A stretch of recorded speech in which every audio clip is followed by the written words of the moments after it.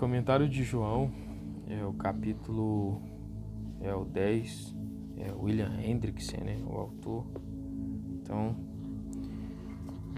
capítulo 10. Muito solenemente lhes asseguro, o que não entra no aprisco pela porta, mas sobe por um outro lugar, esse é ladrão e salteador. Mas aquele que entra pela porta é pastor das ovelhas. Para ele o porteiro abre, as ovelhas escutam sua voz, e ele chama suas próprias ovelhas pelo nome e as leva para fora. Sempre que ele leva para fora todas as suas ovelhas, ele vai adiante delas, e as ovelhas o seguem, porque conhecem a sua voz. Mas a um estranho, de modo nenhum, elas seguirão, mas fugirão dele, porque não conhece a voz dos estranhos. Discussão de alguns pontos básicos em conexão com a alegoria do bom pastor. Os comentaristas diferem amplamente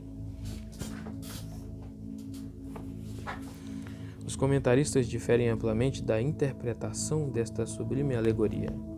A solução que a pessoa adota com relação aos vários problemas apresentados aqui determina, em certa medida, a explicação de passagens individuais. É por essa razão que discutimos alguns pontos e problemas mais importantes antes de entrar numa exegese detalhada. Primeiro, sua ligação com o contexto precedente, se houver alguma, pertence ao dia em que Jesus encontrou o homem excomungado? Em 9:35-41, temos o primeiro registro do que ocorreu nesse dia. 10:1-21. Deve ser considerado como uma continuação lógica e cronológica? Letra A. Aqueles que não veem essa ligação estreita argumentam da seguinte maneira. Primeiro, o estilo diferente totalmente, 9:35-41, é polêmico, 10:1-18 é alegórico. 2. O discurso sobre o bom pastor continua em 10:26-28, mas a última passagem foi pronunciada na festa da dedicação, 10:22. Em dezembro, portanto, alguns meses depois de 9:35-41, está claro, portanto, que ou o discurso completo sobre o bom pastor pertence àquela festa, ou então simplesmente não sabemos onde colocá-lo. A ocasião em que ele foi pronunciado é totalmente incerta. Letra B. Quem consegue ver esta estreita ligação entre 9:35-41 e 10:1-21 responde como segue, e concordamos com essa resposta. Em primeiro, embora o estilo seja diferente, a conexão de pensamento é muito aproximada. Jesus se descreve como sendo o bom pastor em oposição aos falsos pastores. O bom pastor dá a sua vida por suas ovelhas. Os fariseus, por outro lado, como maus pastores, não estão preocupados com as ovelhas e as lançam fora. O homem cego de nascença, uma verdadeira ovelha, tinha sido excomungado pelas autoridades judaicas, mas Jesus, o bom pastor, foi procurá-lo e o encontrou. O que importa é essa conexão de pensamento. Uma vez que isso é visto, torna-se evidente que 10:1-21 é a continuação lógica e cronológica de 9:35-41 e, de certo modo, no capítulo 9 em sua totalidade. 2. Por que deveria ser considerado impossível que Jesus, em 10:26-28, se referisse a um tema, os cuidados do bom pastor, que uns poucos meses antes tinha sido tema de um extenso discurso? Observe como o milagre em Betsaida, 5:2, é retomado meses mais tarde, 7:23. Além disso, a presente seção, 10:1-21, mostra muito claramente que ela está intimamente relacionada com a precedente, ou seja, com o capítulo 9, pois o versículo 21 traz: um demônio não pode abrir os olhos do cego, pode? A abertura dos olhos do cego foi o tema do capítulo 9. 3. Esta seção não é introduzida por uma nova nota identificando o tempo.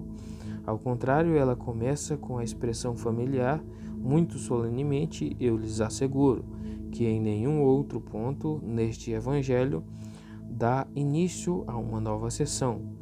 A NN nem ao menos começa um novo parágrafo nesse ponto. 2. Seus antecedentes no Antigo Testamento. As pessoas que ouviram esta alegoria eram as mesmas de 9:35-41. Os discípulos de Cristo, o homem que tinha sido curado de sua cegueira, a menos que ele já tivesse ido embora, os fariseus e provavelmente outros judeus, veja sobre 10:6, elas não a entenderam. Se elas tivessem estudado a palavra em maior profundidade, a teriam entendido pelo menos em parte, pois esse discurso está baseado no simbolismo do Antigo Testamento, o qual Jesus usou para os seus próprios propósitos. O que se segue são alguns dos mais notáveis paralelos do Antigo Testamento. Letra A. Jeová é o pastor de Israel e dos crentes individuais, que são considerados como ovelhas. O Senhor é meu pastor, nada me faltará, etc. Salmos 23. Quanto a nós, teu povo e ovelhas de teu pasto, para sempre te daremos graças. Salmo 79:13. Dá ouvidos, ó pastor de Israel, tu que conduzes a José como rebanho. Salmos 80:1. Ele é o nosso Deus e nós, povo do seu pasto e ovelhas de sua mão. Salmos 95:7. Eu mesmo apacentarei minhas ovelhas e as farei repousar, diz o Senhor Deus. Ezequiel 34:15. Veja o belo capítulo por inteiro, que as ovelhas têm tendência para se desviar e por isso precisam de um pastor para a seguir. Está claro no Salmo 119, 176, Isaías 53:6. Letra B. Ele é um pastor muito bom, amoroso e compassivo. Isso está claro nas passagens dadas acima e também em Isaías 40:11. Como pastor, apacentará seu rebanho, entre seus braços recolherá os cordeirinhos e os levará no seio, as que amamentam ele guiará mansamente, segundo Salmos 12:3 e Lucas 15:3-6. Letra C. Existem, contudo, maus pastores. Ai dos pastores que destroem e dispersam as ovelhas de meu pasto, diz o Senhor em Jeremias 23:1. Filho do homem, profetize contra os pastores de Israel e profetize e diga-lhes, assim diz o Senhor Deus. Ai dos pastores de Israel que se apacentam a si mesmos, não apacentarão os pastores as ovelhas? Ezequiel 34:2. Os povos semíticos, por exemplo, os assírios, frequentemente se referiam a seus governantes, reis, príncipes, líderes religiosos, entre outros, como pastores. Ai do pastor inútil que abandona o rebanho. Zacarias 11:12. Letra D. Esquecido pelo pastor, o rebanho torna uma presa fácil aos animais selvagens, leões, ursos, especialmente lobos, para que a congregação do Senhor não seja como ovelhas que não têm pastor. Números 27:17. Respondeu Davi a Saul: Teu servo apacentava as ovelhas de seu pai, quando veio um leão ou um urso e tomou um cordeiro do rebanho. Eu saí após ele e o feri, e livrei o cordeiro de sua boca. Levantando-se ele contra mim, agarrei-o pela barba e o feri, e o matei. Teu servo matou tanto o leão como o urso. 1 Samuel 17:34-36. Vi todo o Israel disperso pelos montes, como ovelhas que não têm pastor. 1 Reis 22:17. O lobo habita com o cordeiro, Isaías 11:6, com a implicação, é claro, de que até o lobo tinha sido o pior inimigo do cordeiro. Por isso, anda o povo como ovelhas, aflito porque não há pastor, Zacarias 10:2. Fira o pastor e as ovelhas ficarão dispersas, Zacarias 13:7. Letra E. O grande filho de Davi, o Messias, será o único pastor do remanescente reunido, Israel e Judá, mas agora não mais considerado como separado. Suscitarei para elas um só pastor, e ele as apacentará. Meu servo Davi é que as apacentará. Ele lhes servirá de pastor. Ezequiel 34:23 e Jeremias 23:5. Em que o renovo justo é contrastado com os pastores maus. A alegoria registrada em João 10:1-18 pode ser vista como sendo o cumprimento de Ezequiel 34:23.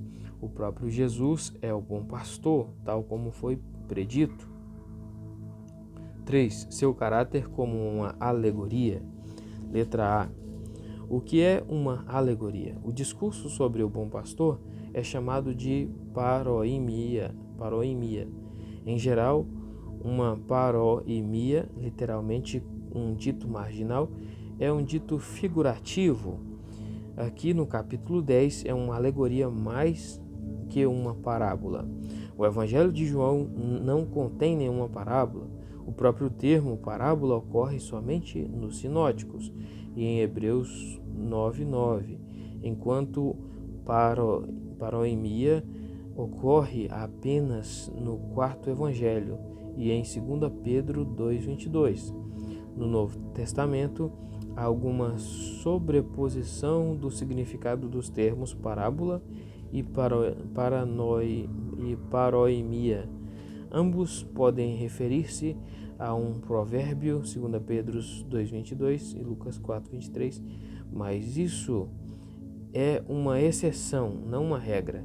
De modo semelhante, o hebraico machal tem uma conotação muito ampla: provérbio, parábola, poema, enigma, declaração velada e contundente. Veja sobre 2:19. Essencialmente, a diferença em significado entre paroimia, no sentido de alegoria, como aqui no capítulo 10, e uma parábola se resume nisto, que o primeiro partilha da natureza de uma metáfora, o último é mais um símile. Metáfora é uma comparação implícita. Diga aquela raposa, se referindo a Herodes. Símile é uma comparação expressa. Sua aparência era a de um relâmpago. A alegoria pode ser definida como uma metáfora ampliada, uma parábola, um símile ampliado. B. Como se deve interpretar uma alegoria? Que se observem as seguintes regras. Não se deve fazer tentativas de explicar cada traço ou característica do símbolo. Quando, entretanto, o próprio Jesus ou a situação histórica concreta fornece a interpretação, essa elucidação deve receber o que lhe é devido.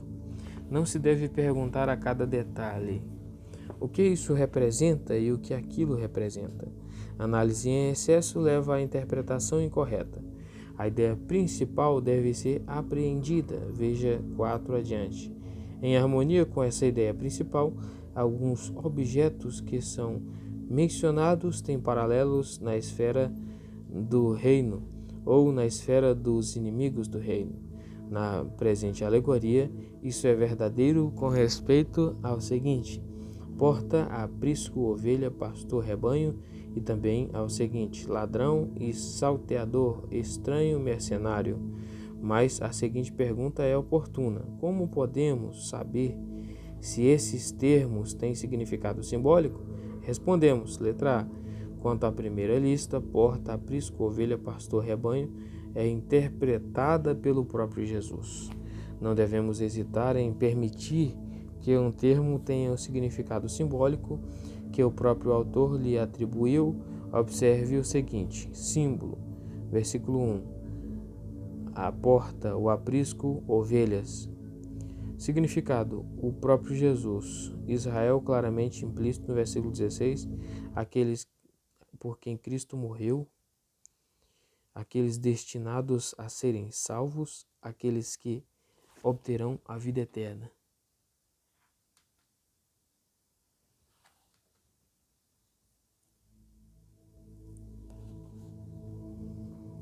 Aqueles que ouvem a voz de Jesus e o seguem.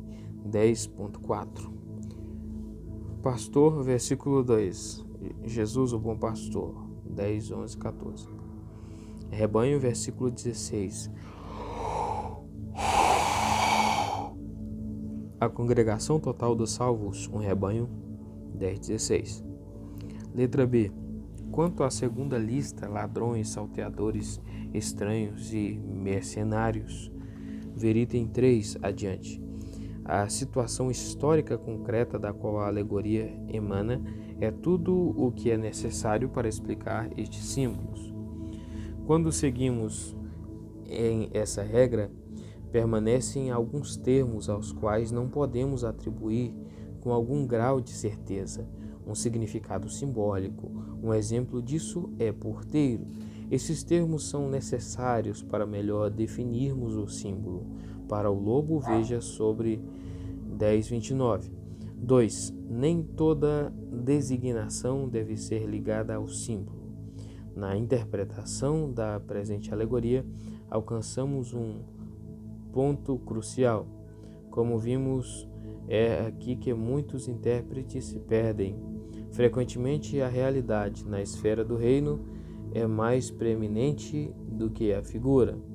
Isso significa que, em alguns casos, a sentença tem como seu sujeito ou sujeito implícito uma metáfora, mas o predicado não se aplica à metáfora propriamente dita, mas somente à pessoa a quem a metáfora se refere.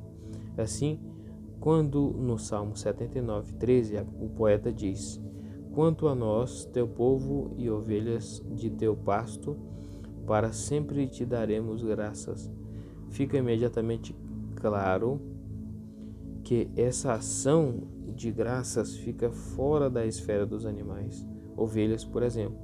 As ovelhas, no sentido literal, não podem dar graças. Pessoas parecidas com ovelhas, entretanto, rendem graças. Neste caso particular, a referência se torna uma clara expressão teu povo, que explica ovelhas de teu pasto. As duas expressões se interpretam mutuamente. Uma vez entendido esse ponto, não deverá haver mais dificuldades em explicar a última parte de 10:9. Se alguém entrar por mim, será salvo. Entrará e sairá e achará pastagem. É perfeitamente verdade, sem dúvida, que ninguém pode dizer com referência aos animais que eles são salvos. Não obstante, isso pode ser dito com relação a pessoas que receberam as características de alguns animais. Neste caso, as ovelhas. Então, não podemos concordar com os comentaristas que argumentam que toda a interpretação é frustrada pela teoria de que no versículo 9 Jesus estaria pensando em ovelhas. O argumento deles é que, visto que o sujeito da sentença, alguém, é masculino, ele não pode se referir a uma ovelha, para que no original grego é do gênero neutro. Também seria tolice falar sobre ovelhas entrando pela porta, pois por onde mais entrariam no aprisco a não ser pela porta. Eles continuam dizendo que todo o conceito de uma ovelha entrando e saindo do aprisco quando bem quisesse seria errado, e que nenhuma ovelha faz isso, e que uma ovelha não encontra pastagem por si mesma. Porém, isso tudo, como vimos, é resultado do fracasso em entender a importante regra da interpretação dos símbolos que foi colocada em itálico no título do item A. Nem toda designação deve ser ligada ao símbolo. O sujeito alguém pode muito bem referir-se a uma ovelha, isto é, a uma pessoa cujo caráter se assemelha a uma ovelha, a pessoa que realmente segue a Cristo. Novamente, não é de modo algum absurdo falar de ovelha, entretanto, pela porta, pois a referência também, nesse caso, é a pessoa que, pela fé em Cristo, entra no reino.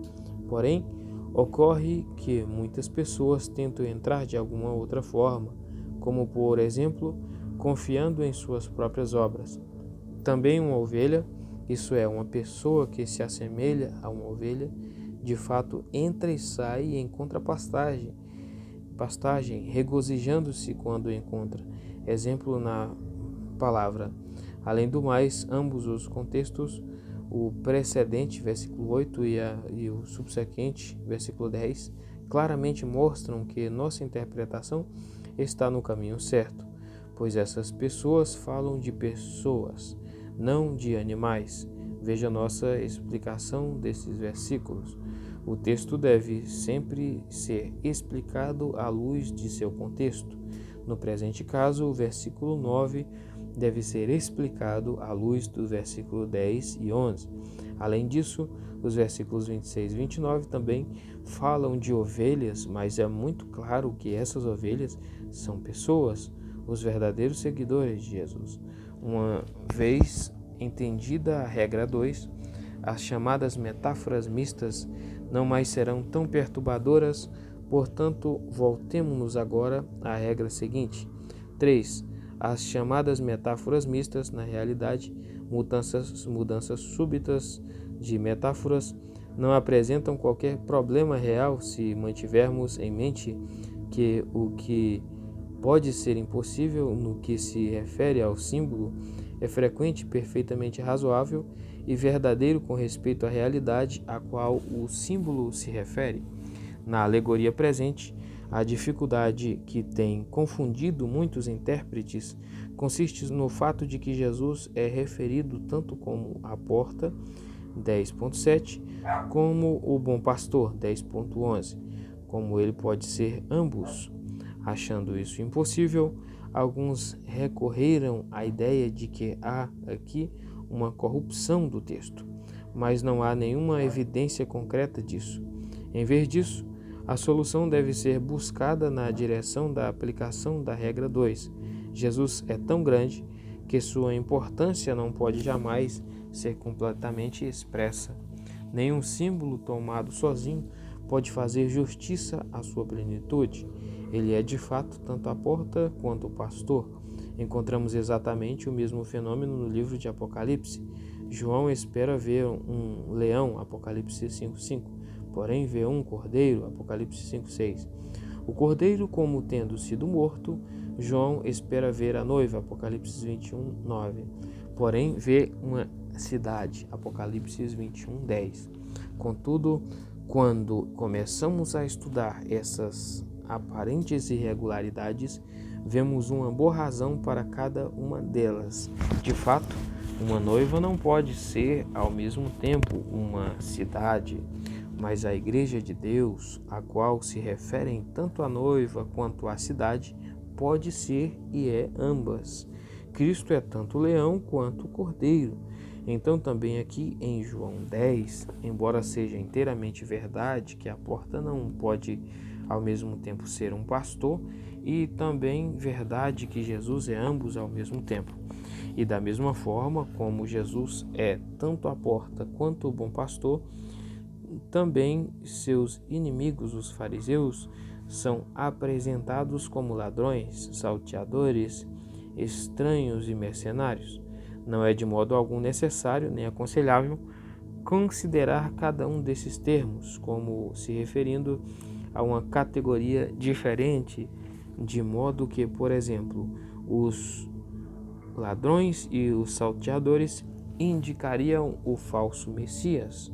Os estranhos, os fariseus e os mercenários, ministros avarentos, devemos atentar para a situação concreta histórica. Em todo o contexto, nada de modo algum se diz sobre os falsos messias ou sobre pregadores loucos por dinheiro. Os fariseus, por outro lado, estão muito em evidência. Foram eles que Jesus mencionou como sendo, no aspecto, ladrões e salteadores, e em outro aspecto, estranhos, e ainda em outro, mercenários. Esta interpretação não injeta elementos estranhos na exegese. 4. Sua ideia principal. O tema principal em todo o capítulo é Jesus, o bom pastor, em contraste com os maus pastores. Com certeza, Jesus é também a porta, mas esse pensamento é secundário. É um elemento muito belo e muito necessário em toda a figura, mas é subordinado à ideia principal.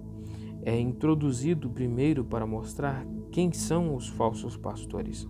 Eles são os que tentam entrar no aprisco de forma ilegal, ou seja, não pela porta, fé em Jesus e por terem sido escolhidos por Ele, mas mediante algum outro modo, intimidação.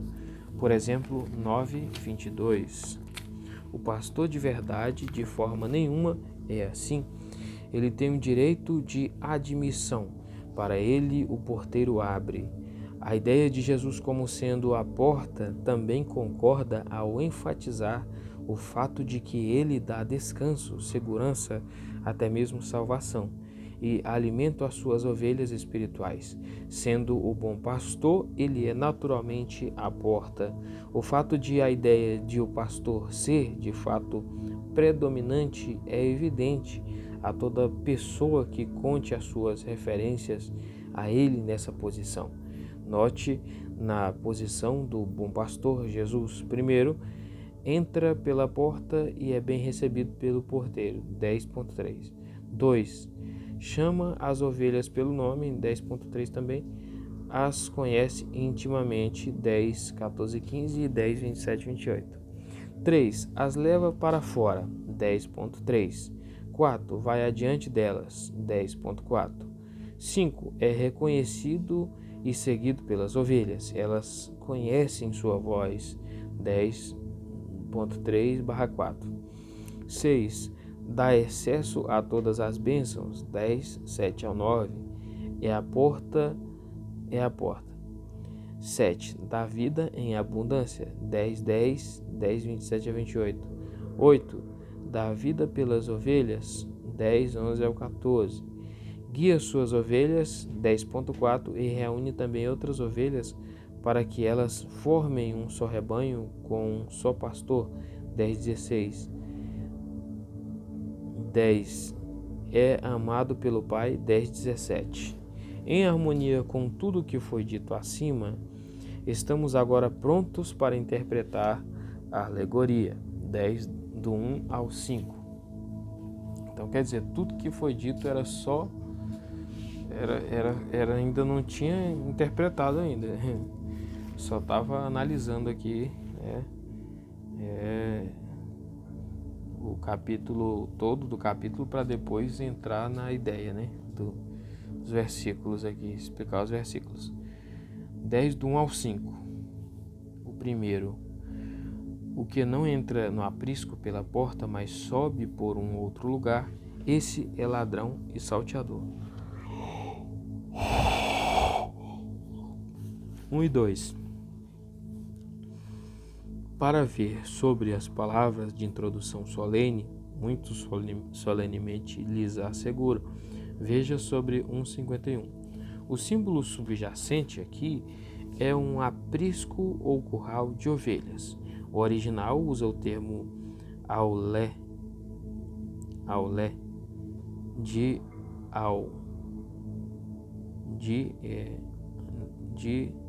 Aleph, né, e ômega, né, e beta, né?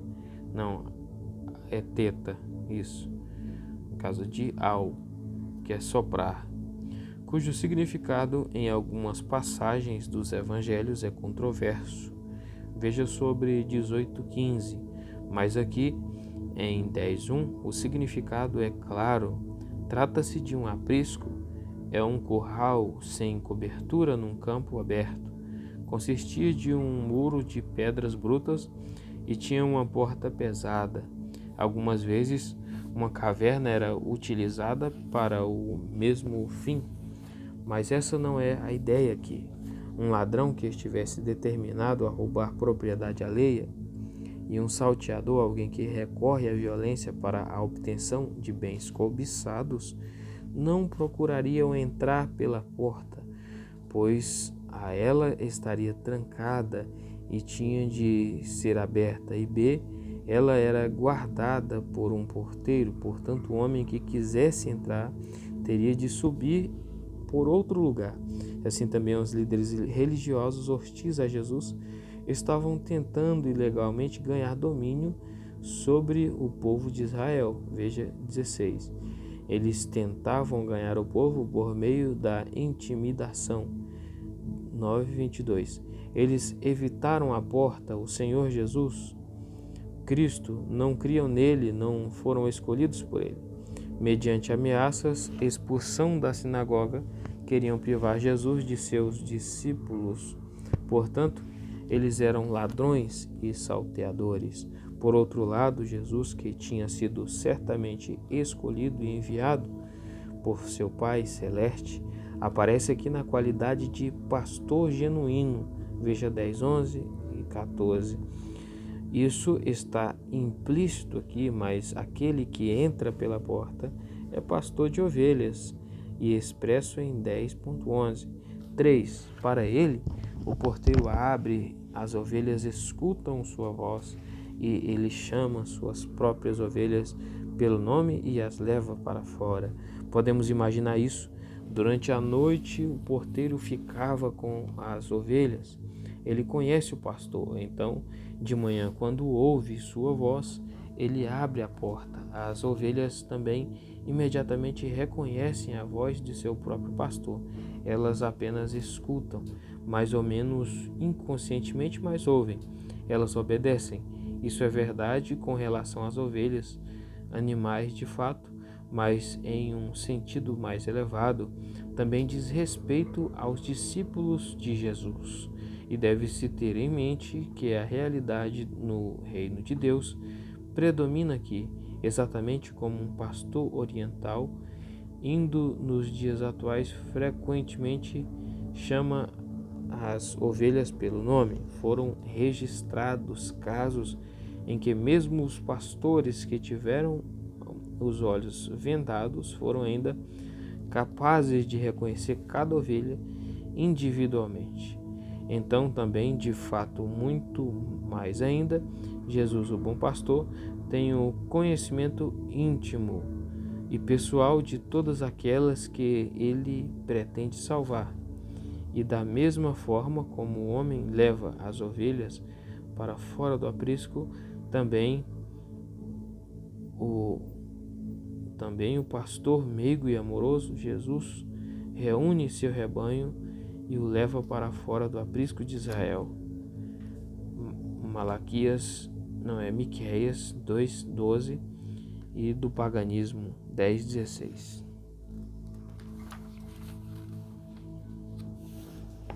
Versículo 4 e 5.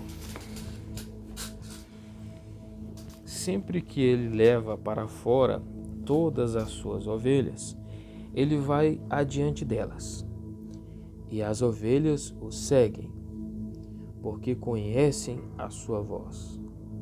Mas a um estranho, de modo nenhum elas seguirão, mas fugirão dele, porque não conhecem a voz de estranhos.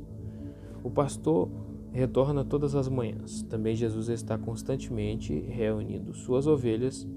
Daí lermos sempre, em um aprisco oriental, diversos rebanhos se reuniram à noite. De manhã, cada pastor fazia sair suas próprias ovelhas.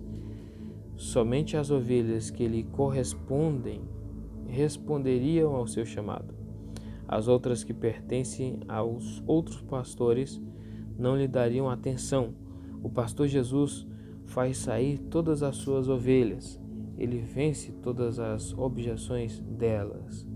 Algumas vezes as ovelhas tinham de ser forçadas a sair. De modo algum, qualquer que lhe pertencesse era deixada para trás. Observe a palavra todas.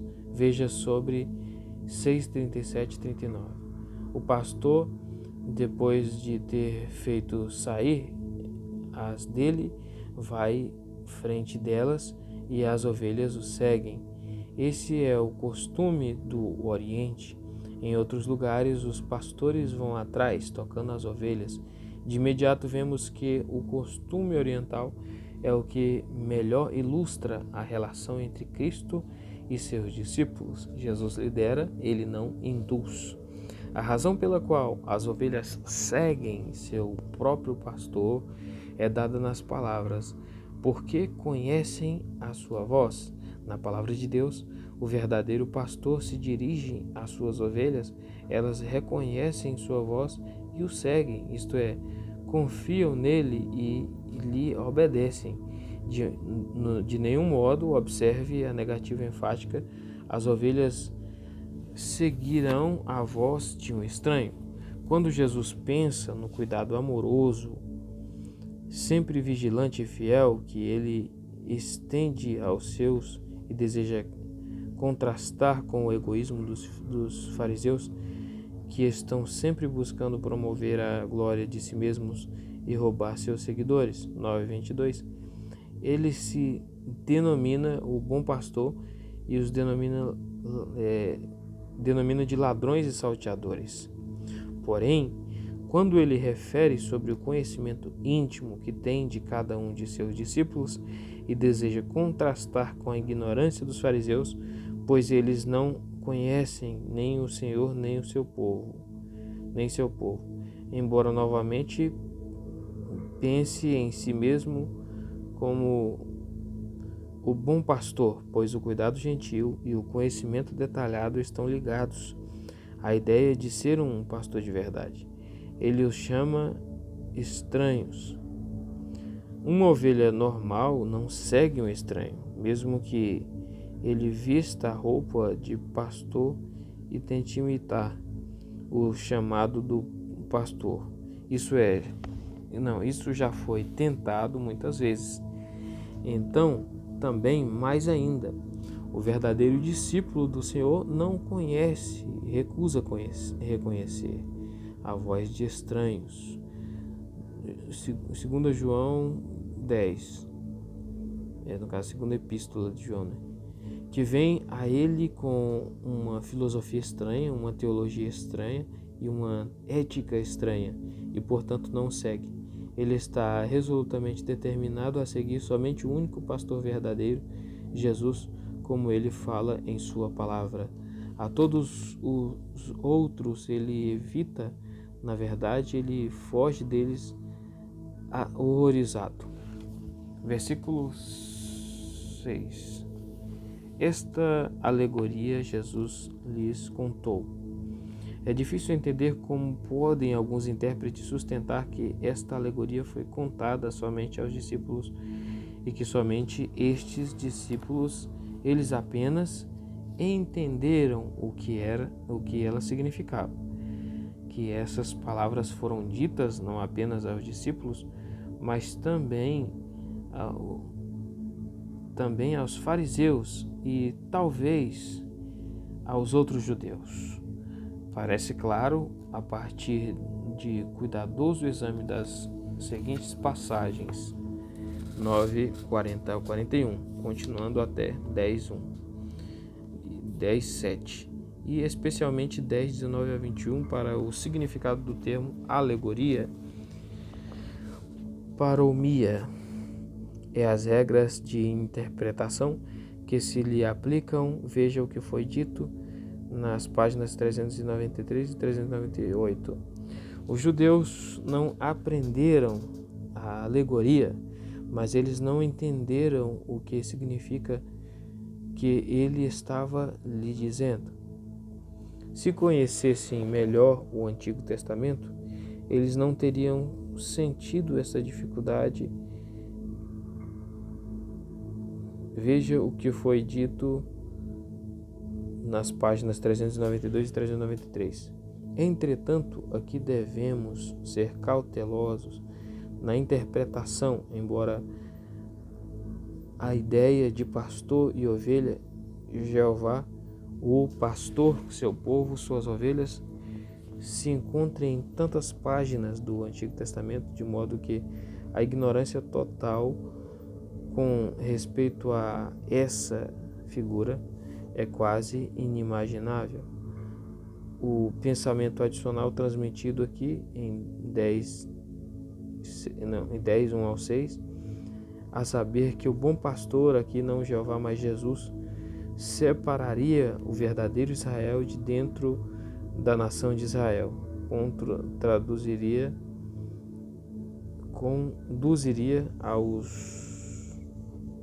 conduziria os seus para fora de aprisco.